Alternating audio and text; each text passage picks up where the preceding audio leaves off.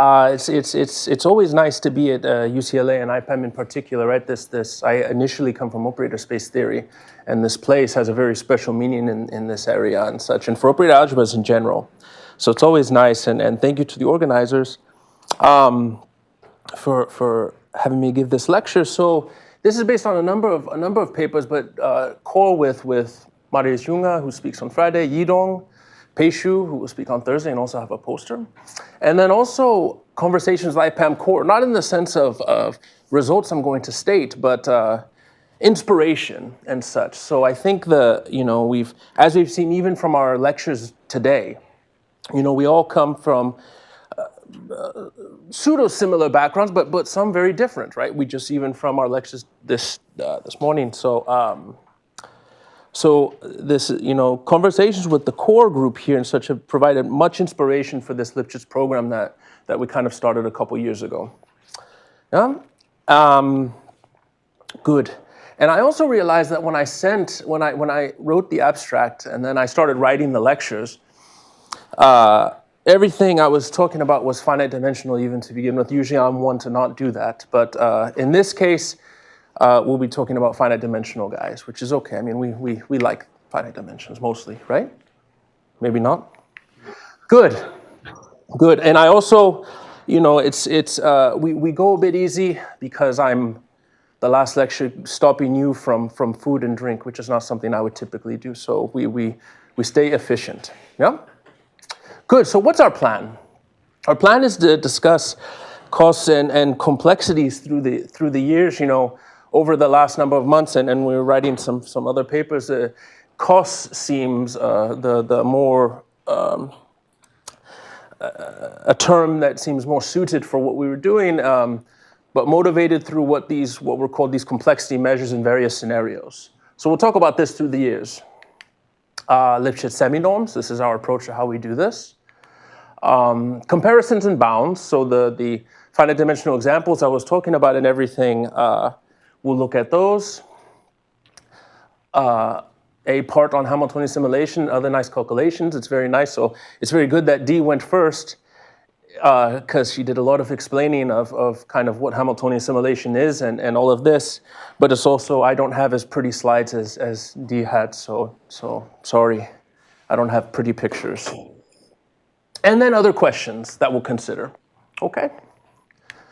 Good. So, of course, coming from even quantum optimal transport, not me, the crowd and such, you don't really need a lot of motivation to kind of study various cost measures and stuff in Wasserstein metrics.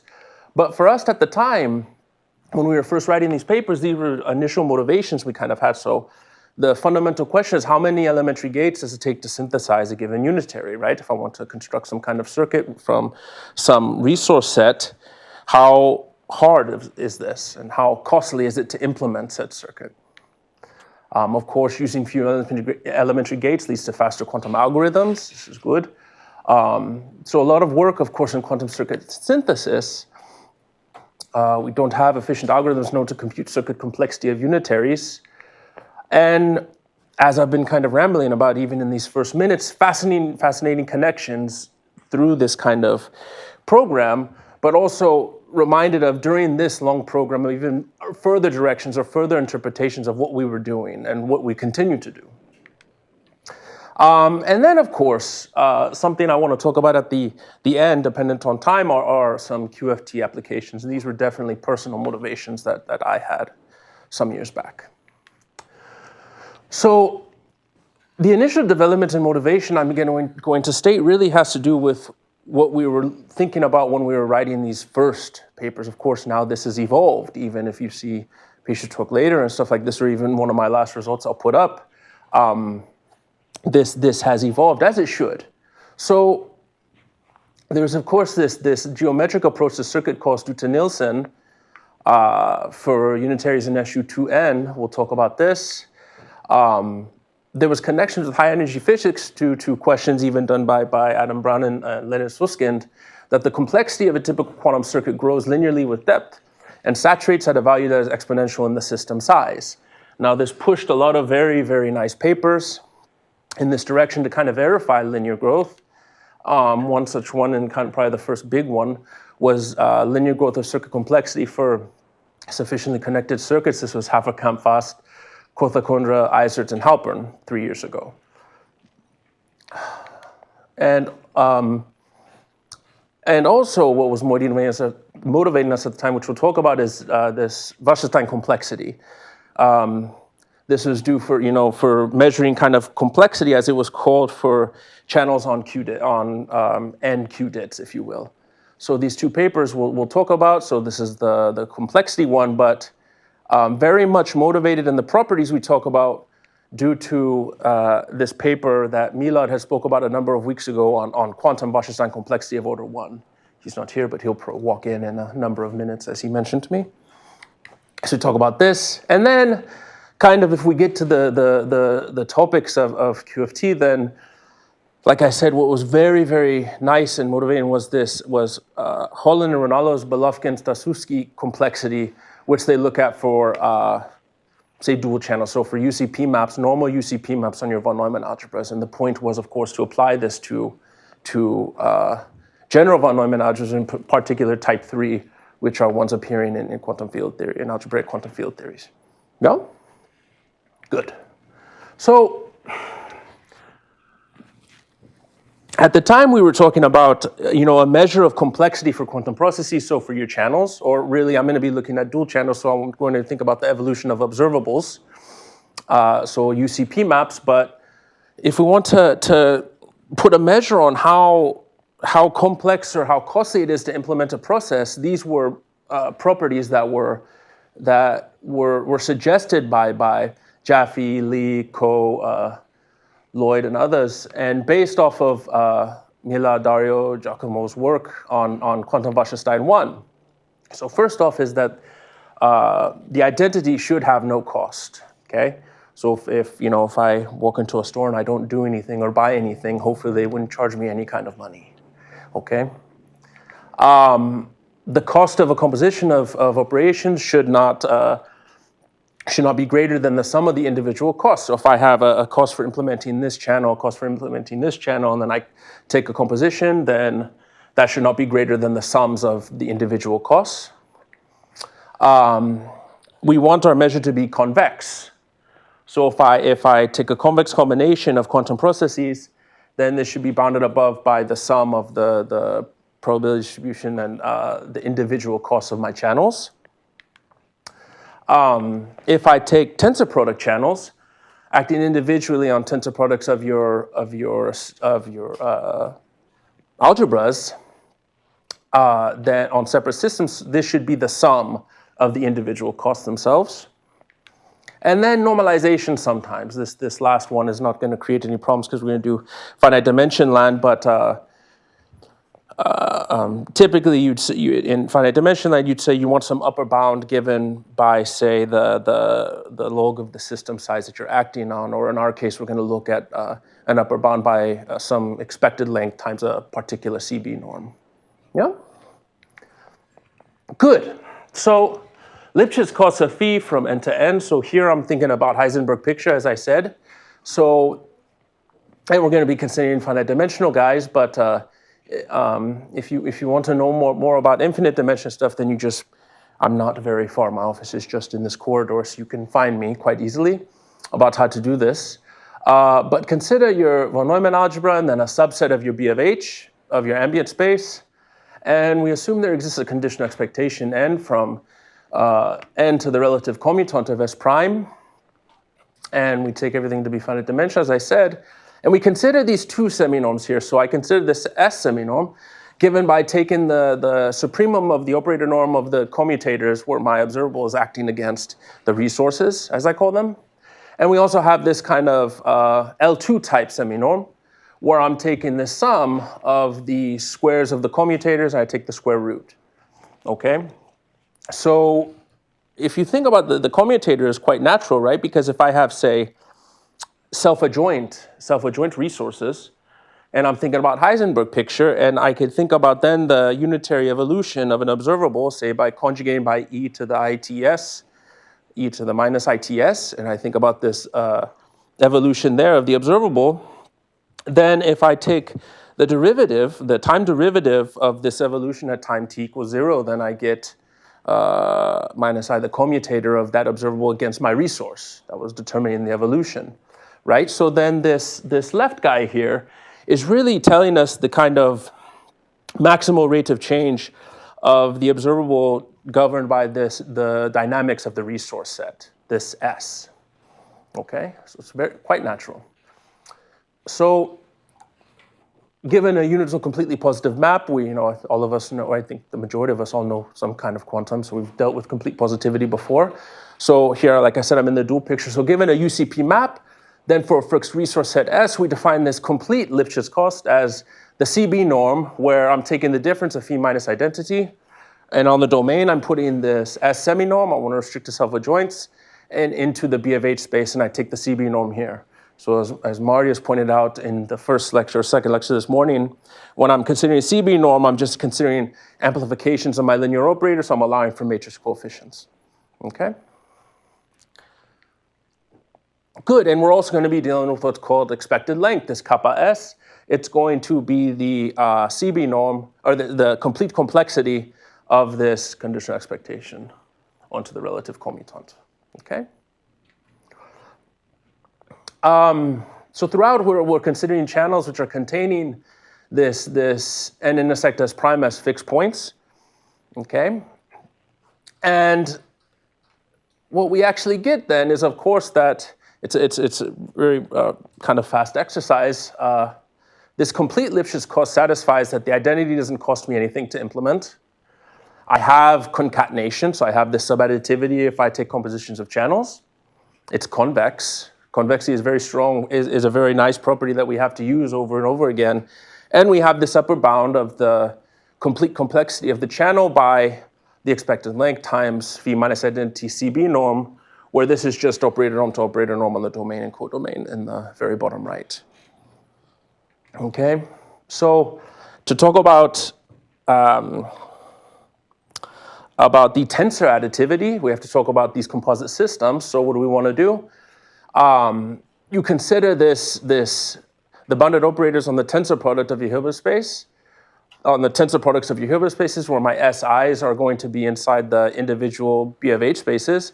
And I take the joint resource set where my resource is acting non-trivially on a single tensor component. So this xj, for example, so the jth tensor component. And then given an observable in B of H space, then we define this join of the resource set to be the sup over the observable acting on these x hats, where these x hats are coming from the join. Okay? So then for quantum channel phi in the composite system with resource sets, the complete cost of phi is defined as this, as we have. And in this case, then you get tensor additivity on the nose. So if I take my UCP maps and I have my resource sets for each system, then the complete cost of the tensor product channel is equal to just the sum of the individual costs. Okay? We'll get to this in just a minute. But maybe I'll say that even, what we're going to see for even this Wasserstein cost, this Wasserstein complexity, you actually have to allow for matrix coefficients to be able to get tensor additivity on the nose. Otherwise, you get this inequality in general, if you just think about level 1, say. So quantum Wasserstein distance of order 1, this has come up in various contexts and is very, very nice and applicable. And so let's talk about how these are defined. This is, like I said, work of De Palma, of Milad, and Dario, and others, of this very nice. This has been used for you could think about it as a quantum Earth movers distance and such, and it has some very nice properties which are going to kind of motivate us, which really motivated these kind of axioms of cost, if you will, that first slide I had down. And then also why even the Wasserstein complexity satisfies these is due to their work. And also their paper is going to take us back to near the end of the talk when I get to Lipschitz constants and contraction coefficients, okay?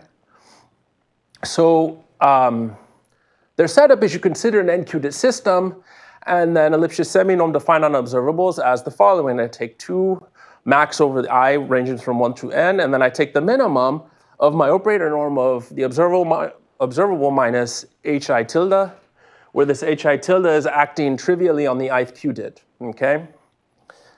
And then, if you give me a self-adjoint rho, then we define Wasserstein 1 of rho to be the max of trace of rho acting on x with the L seminorm of the Lipschitz seminorm of x being a contraction. So this is actually a proposition that has to be proven. It doesn't come for free. So I'm using this as a definition, but Milad and others had shown this duality, that this is the dual Wasserstein norm. But if you read in terms of definitions, then if you give me 2 states on your Hilbert space, then the Wasserstein 1 distance, the Wasserstein 1 distance between rho and sigma, is you take this difference and it's equal to the minimum of the sum of these CIs. These are non-negative CIs, such that this difference can be written as these CIs times rho I minus sigma I. These are states, and I want them such that if I trace out the ith system, then they coincide. Okay? So what did Lloyd and Jaffe and these others do in implementing this work was they defined a quantum Wasserstein complexity, order 1 of a channel phi acting on, so H is still here an n-qubit system. And they define it as the following. CW1 phi is defined to be the max over states rho, and then I take the the Wasserstein 1 norm of phi minus the identity acting on my rho. Okay? And what they show is then this Wasserstein complexity is a lower bound for both circuit cost and what's called experimental circuit cost. Okay? So basically they show a lower bound to what we'll see is Nielsen's geometric complexity. And such differences have been kind of considered before. So I mean, even if we go back to Milad and others' work, they have a corollary of their results is showing that if you give me an n-qubit channel, which acts on almost k qubits, then for any state rho, then this difference here is bounded above by 2k d squared minus 1 over d squared. Or d is, remember, the number of, d is the qubit system. Okay. Sorry. Yeah. Very stupid thing. So the T minus identified to rho is not a, or I'm not sure what this means.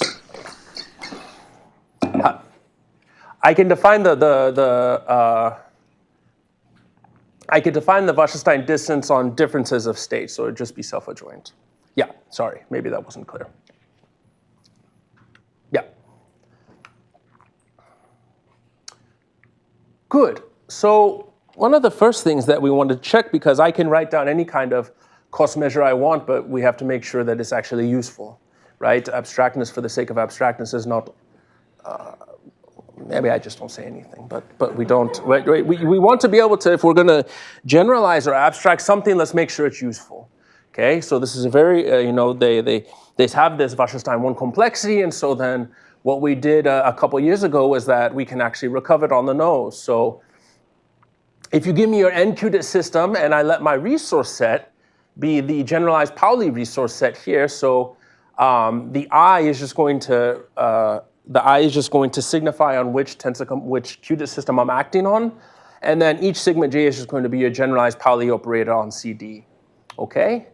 Then what you have is that for any quantum channel, we can show that this Wasserstein 1, the complete or correlation assisted Wasserstein 1 complexity of your channel phi is bounded above and below by half of the complete cost of phi and 2 minus 2 over d squared, the complete cost of phi.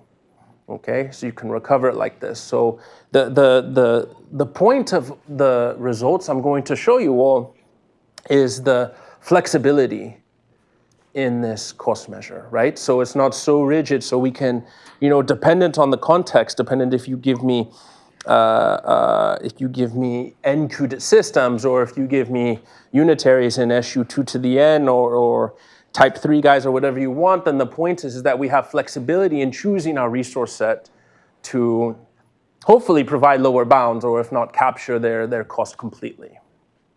Okay? So this is very good. Dee gave a whole hour lecture on this. So it's good that we don't have multiple slides, but we just have a couple.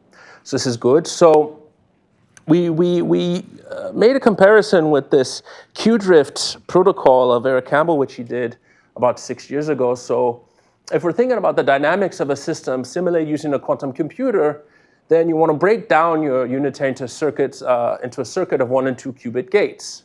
Okay, so if you think about, say, Trotter-Suzuki, this provides rigorous bounds on circuit size and depends on the number of terms in your system Hamiltonian and the magnitude of the strongest term in your Hamiltonian. Okay, so what we came across was this Q-drift protocol of Campbell. So he analyzed a randomized compiler for Hamiltonian simulation where the gate probabilities are proportional to the strength of the corresponding term in the Hamiltonian. And his approach requires a circuit size independent of these two terms that I stated in the second bullet, but depends only on the sum of the Hamiltonian strengths. Okay. So this is what he calls his quantum stochastic drift protocol. Is inherently random but biased in such a way such that you stochastically drift towards a unitary with high precision. This is why he called it this. So what's our setup then? If you give me a Hamiltonian and I break it up into my little HJs with the operator norm of my Hamiltonian components to be contractions in operator norm, I'll assume the HJs are positive weights and I take the sum, just as in Campbell's setup. So the goal then, very much as we saw in Dee's talk, was to approximate this unitary exponential ITH using product gates of the form here. UJR were exponential IRHJ, J is ranged from 1 to m, and the absolute value of R is bounded above by tau up to some desired precision, where tau is then your predetermined constant, dependent on what you're looking at. So his approach, consider this gate set as we have.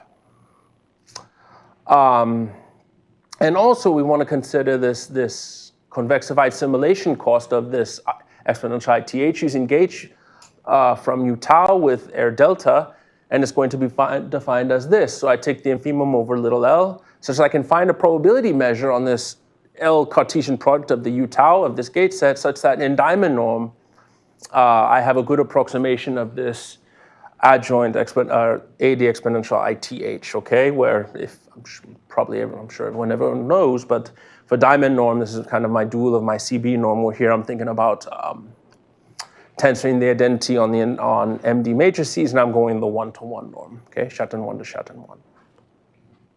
Okay, so for Campbell, choose your tau naught to be T times the sum of the Hamiltonian strengths over N, bounded above by tau, where N is the length of approximating random circuit, nu is a discrete probability measure supported on the gate set, and defined as such, where I just take Hj over the sum of the Hk's. And what you can show then is that in diamond norm, you have this approximation. You have this approximation bounded above by 2 lambda squared t squared over n times the exponential of 2 lambda t over n. And this also provides an upper bound for the convexified simulation cost of the unitary using probability measure nu n, take this product measure. You set equation 1 to be less than delta, and you get this upper bound by c, lambda squared t squared over delta. And here, this is just the channel induced by this random unitary.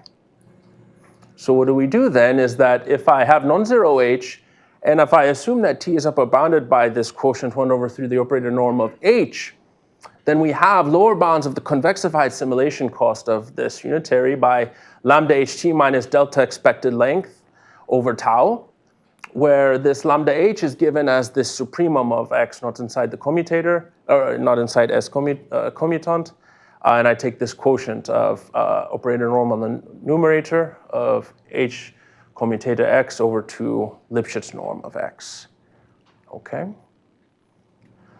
And then the key in proving this is that you show that you have this upper bound, this complete cost upper bound by tau, then the convexified simulation cost of the unitary plus delta and the expected length, okay? This is just a comment. I put the examples here if you want to see it. So for 2-qubit Ising model, we can obtain lower bound for cost scaling as n squared within the system size, and this contrasts the Wasserstein one complexity approach, which can only obtain scaling as n if you were to look at the lower bounds of the experimental costs that they have. So I'm not going to talk about it more, but these are the examples you can find. Okay, so the geometric cost of Nielsen. How long do I have to, Oliver? I started at 4, right? Yeah, good. So if we want to look at Nielsen, who kind of pioneered this geometric approach to circuit cost, as I said before, we looked at this kind of L infinity type norm. We took the supremum over the elements of the resource set. We also haven't used but introduced this L2 type norm. If you give me a finite resource set inside B of H, then I take this kind of L2 type norm where I'm taking the operator norm on the outside. And then the corresponding Lipschitz cost of the channel is given as such. Okay. Well, give me a Unitarian SU2Tn, then there exists a time-dependent Hamiltonian connecting the identity operator to U via the following evolution. Okay, where I start at identity, end at U. Peshu spoke about this before a couple weeks ago. So ut is given by this path-ordered operator acting on the exponential of minus I, the integral 0 to t, hsds. And then the geometric cost is going to be given as taking this infima over the integral of the cost metric on ht dt, where u satisfies equation 2. Now, the cost metric is going to depend on the context you're working in and also your physical considerations.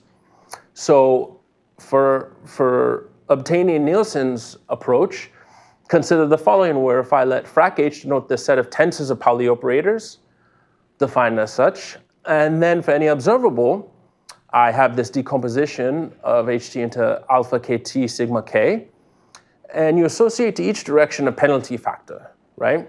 And you consider the cost metric for Nielsen given as such. I take the square root of the sum of the pk's acting on the modulus of alpha kt squared.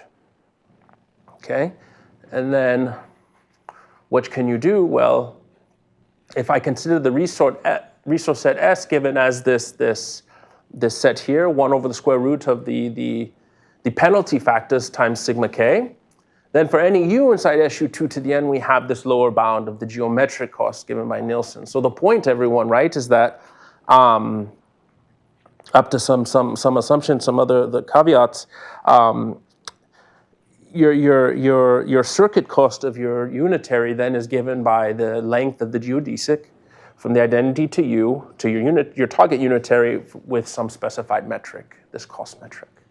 Okay, so picking our resource sets as such, we can actually then lower bound Nielsen's the circuit cost and Nielsen's geometric cost of his unitary. Good. So I have another slide on open systems very quickly. So consider a purely dissipative quantum Markov semigroup where L is your Lambdatian given as such. And take the jump operators as your resource set, okay? And I want to assume that TT precomposed with E is equal to the expectation. And then a consequence of the earlier stated properties of these complete costs and cost measure, as I said, was that the complete cost of TT is bounded above by the expected length times the CB norm of the Lambdatian times T.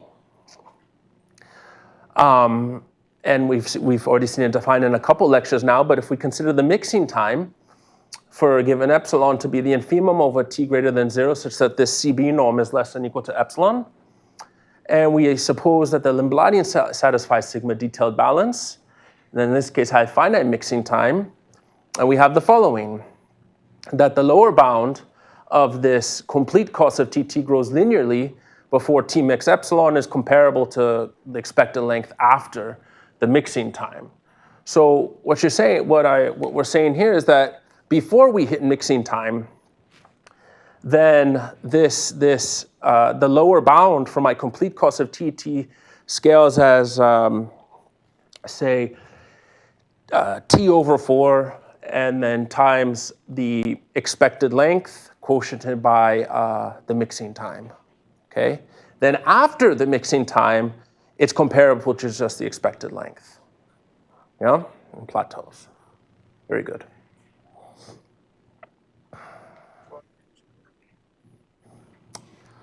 Yeah, it's just, and it's going to plateau after mix time. Yeah. So. Good. Contraction coefficients and Lipschitz constant. This is important to strictly greater than one person in this lecture hall. So let's talk about it again. And because we've already been talking about Milad's very good work, then we'll use Milad's paper again. Good. This is also nice because his lecture is recorded from a couple weeks ago, so you don't take my word for it. Then you can just go back and reference it there. Yeah. Good. Okay. So give me once again, we're in the NQDIT scenario. And then for any rho sigma inside states, it follows then that the Schatten-1 norm of this difference is bounded above by this eta phi times the Schatten-1 norm of phi minus sigma. Now this eta phi is defined to be this so-called contraction coefficient, where you take the supremum over rho not equal to sigma, and I take this quotient. Well, I'm taking Wasserstein-1 norm in both cases. So then they consider this Wasserstein-1 Lipschitz constant, where you take the max over phi applied to observables in Wasserstein-1 norm such that your observable has trace 0, and it's a contraction with respect to Wasserstein-1.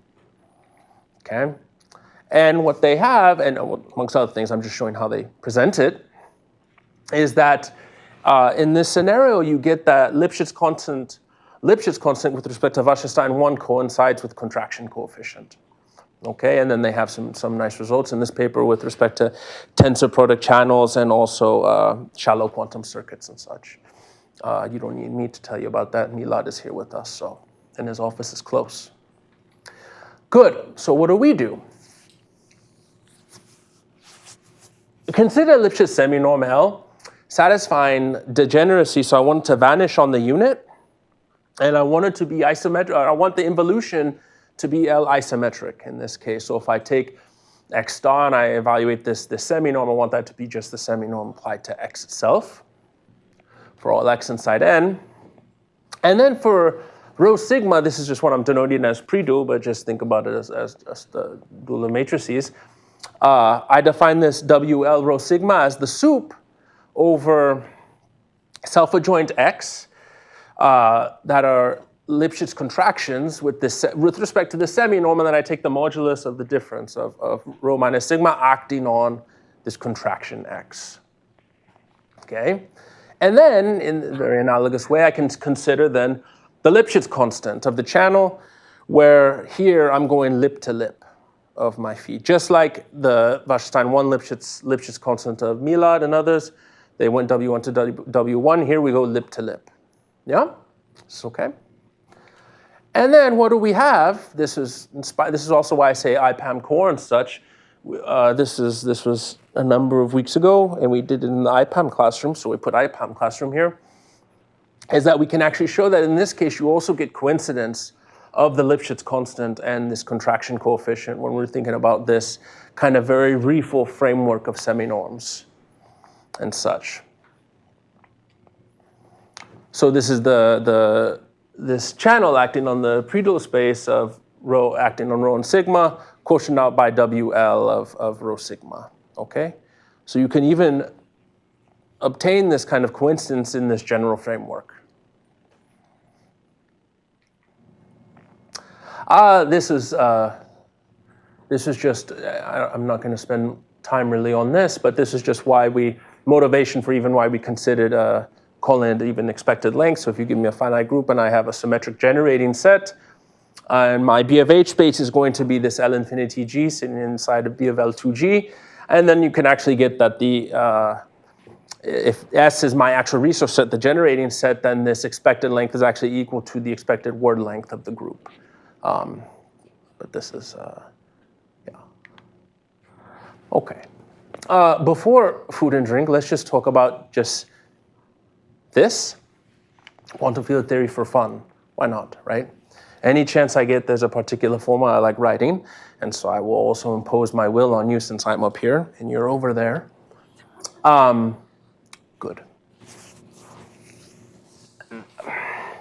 When we were writing these things out, 3 years ago, when we were writing out the papers formally, Marius had many ideas. This was quite a long time ago, but when we were writing out some of the papers I've been citing, say 3 years ago, I mentioned this paper of Holland's and such, where they want to apply, they were motivated by this Wasserstein complexity of order 1, and of course, Holland's then wants to apply this to type 3 guys. He wants to do this to infinite dimensional von Neumann algebras for the purpose of talking about quantum field theory, right? Because if I write you out, say these Araki-Hogg axioms for quantum field theories, you have your regions of your Minkowski space, and associated with all of these are going to be usually type 3 von Neumann algebras, and then the axioms you impose for your quantum field theory, be it isotony, be it causality, any of these, then corresponds to particular properties of interactions between the von Neumann algebras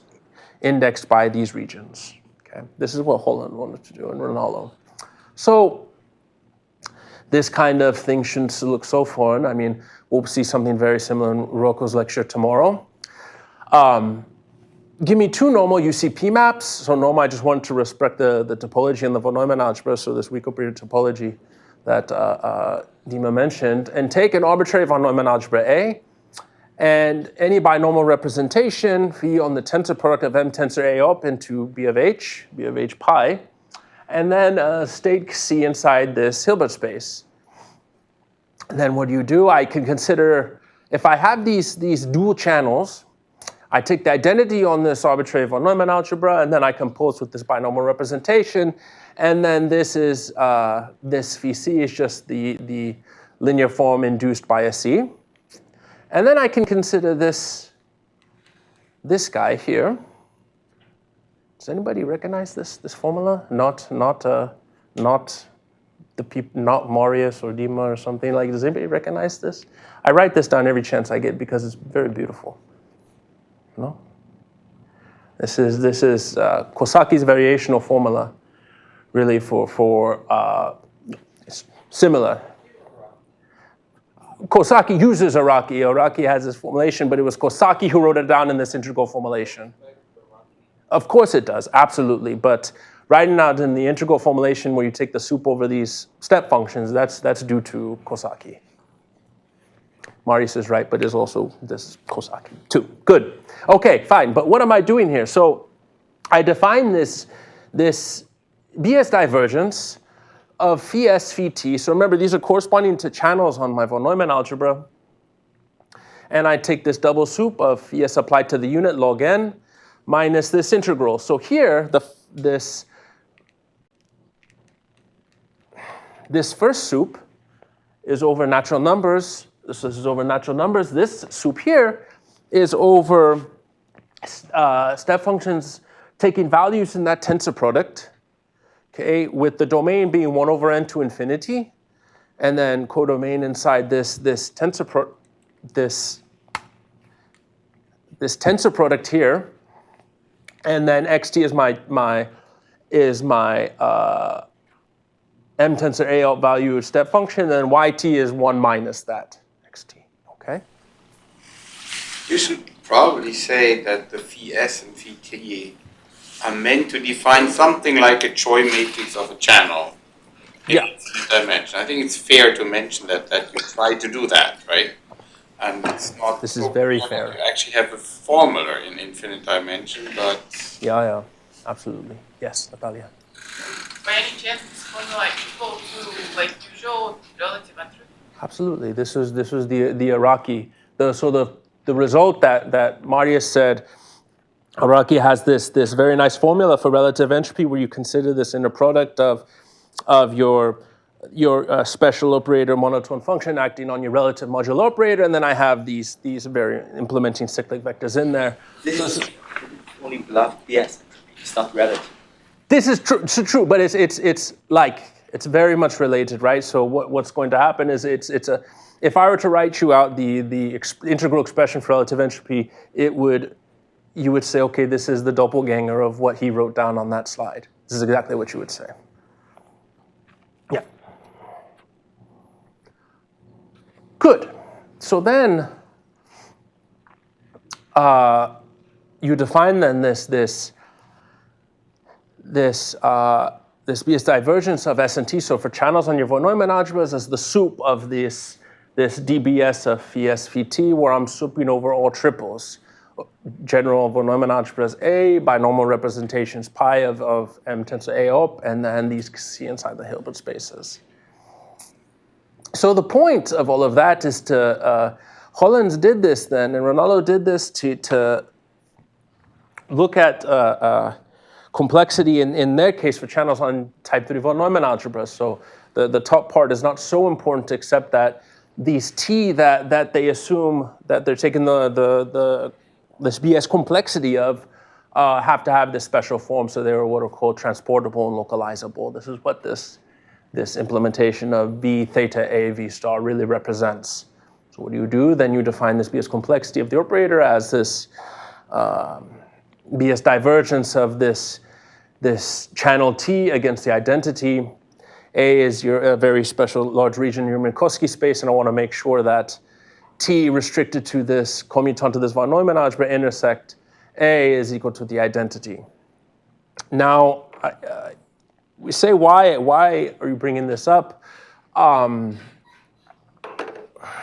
There's this paper is a couple years old, but I think the formulation is quite nice, and there's evidence to suggest that I mean in preliminary calculations what you can show is you want lower bounds for this BS cost of implementing your channel using formulations inspired of CL. I didn't want to write CS here, so CL of your channel.